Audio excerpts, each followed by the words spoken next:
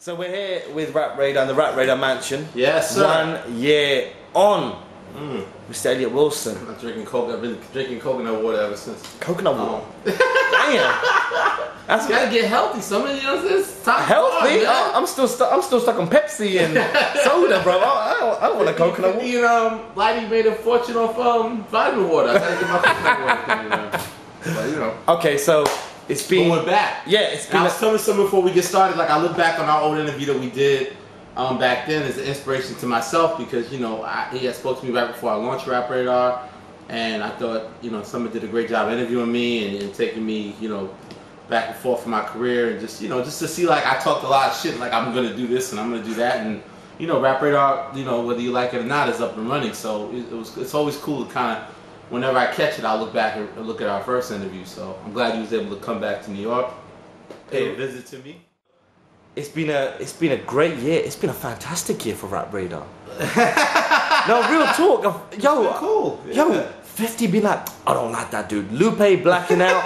We've had M on there. I proved I can still piss some rappers off. that constitutes a good. Yeah. Nah. We've even had Jay blogging for you. Like, what's been some of your highlights? Well, those were a lot of them. Nah, I mean, just the day-to-day grind of it. I think in some ways, you know, I feel like. You know, we have those days when, like, you know, we're kind of at the mercy a lot of times, like the other sites, where you just feel the energy of the day. If it's an exciting day in hip hop, if all of a sudden, you know, you get the new Kanye single, you get a new M single, or, you know, BET Awards had that cool hip hop cipher and all that. Like, those things spike up traffic, and it just really, you know, the days play out where it's like, this person's the hero of the day, this person's the villain, this person's the winner of the day, this person's the loser.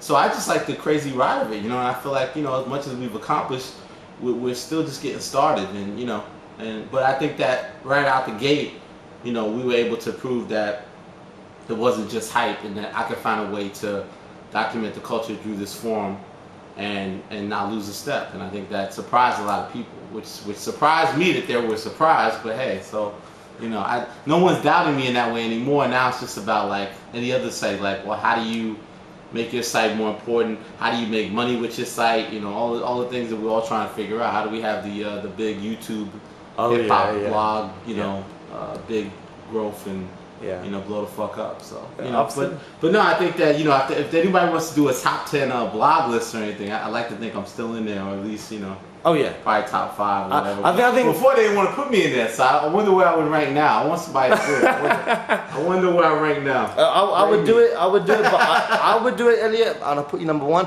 But no, I don't have that verification yet, innit? But just do that. What have you guys learned about the blogging world that you didn't know about before watching RapRadar? Like, because it's a hard grind. Like, it's really hard. Just that it looks easy. It looks easy in theory. Like, you know.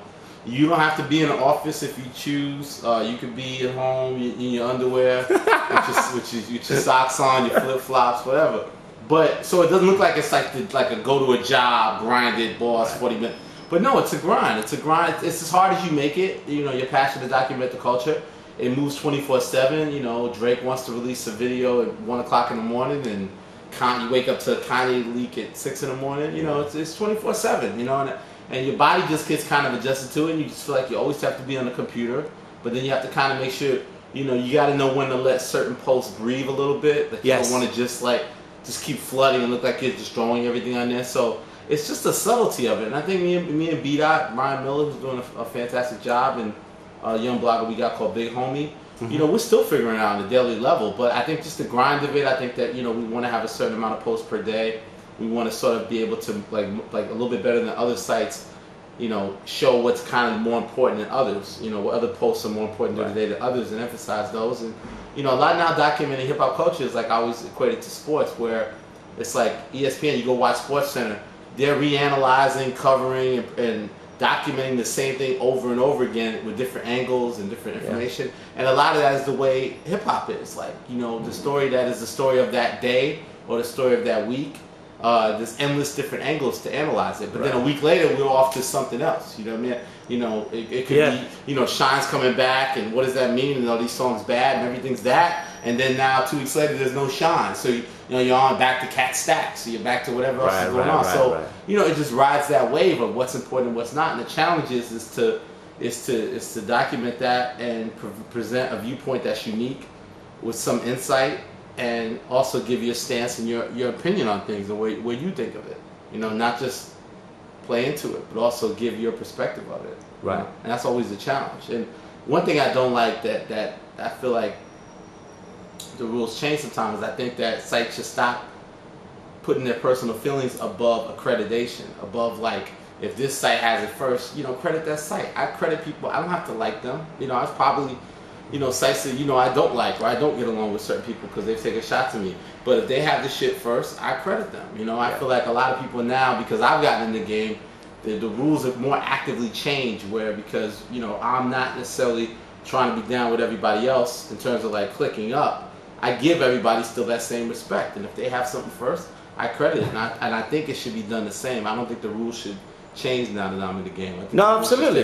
Absolutely. But I think a lot of times now people are making it a little too personal on a lot of levels. And sometimes I may have a moment where I feel like that, and sometimes I may have a moment of that, and I try to shake him out of it, because I think at the end of the day, our service is to the fan, it's to the consumer, the reader, whatever you want to call that person. Yeah. And they want to know what happened and when it happened. So we can't revisionist history it. You know, you gotta cover it in real time. So. Do you think people are starting to forget why they came and why they're doing their blogs, because they're becoming becoming way too personal? They've become. It's really sad. It's like, dude, you're trying to forget. You're forgetting why you came here, why you do this blog, and essentially, we're all doing the same thing. We're all doing it because we love the culture, we love the music, and ultimately we're trying to progress together, right? Yeah, I think a lot of people don't have a big picture. I think they're lost in what their perspective is, because they don't really have a long term of what they're trying to do. Right. Are you trying to be a DJ? Are you trying to break music like a DJ does? Are you trying to get a record company job? Are you trying to get a job with a major company? You know, are you trying to build that site and that brand into something? You know, with RapRadar, I think I sort of brought the playtime was over. I kind of brought the realness to it. Like, are you really doing a business? Like, 'cause my intention is to do a business. I want to have RapRadar, and you know, on the radio. I want RapRadar on TV. I want RapRadar site. I want RapRadar magazine. I want RapRadar to be looked at as the brand that you think of when, okay, I want to know what's going on in hip hop.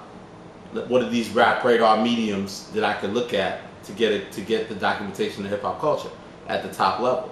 So I came in out the gate with that perspective. Now, some kids or some younger sites have their desire to like be on top of things and break new stuff, but they may not have a long-term goal. So I think that in some ways, my entrance into the game sort of changed the dynamic of it. I feel like there's like that scene in Bronx Tale where I closed the door behind me. Like, because if you look at it, there really hasn't been a significant site to launch after me, you know, in a lot of ways. So I feel like, you know, this is kind of what you got. And you got me over here, and you got them over there, and, you know, it's not like the world's going to choose, like, I only go to this one site. You know, I respect my competition, you know, and unless someone comes at me, I don't go at them, you know, and I think that's funny about it. I think people are still shocked by that too. It's like, I'm counterpunching. Like, I haven't gone out the way and just started up with somebody. Anybody I've gone back and forth with, or beat I has, that person threw the first punch.